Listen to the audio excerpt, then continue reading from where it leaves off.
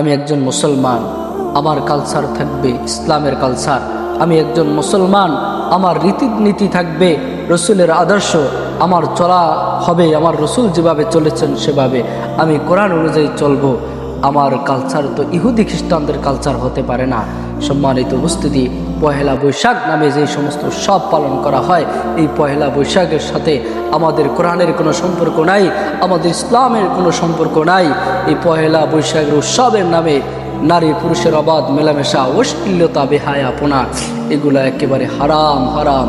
এগুলো আমার ঈমানকে ধ্বংস করে দেয়, আমার ইসলামকে ধ্বংস করে দেয়। যুবক, আজকে পহেলা বৈশাখের নামে যে উৎসব পালন করতেছো, কি জবাব মালিকের সামনে দেবে? যখন আল্লাহ রাব্বুল আলামিনের সামনে জবাবদিহিতা করা লাগবে, কি জবাব তুমি দিবে? এই অশ্লীলতার কি জবাব তুমি দিবে? একটু কি তোমার লজ্জা লাগে না?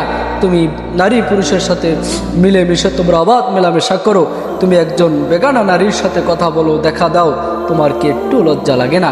মালিক তো তোমাকে দেখতেছে।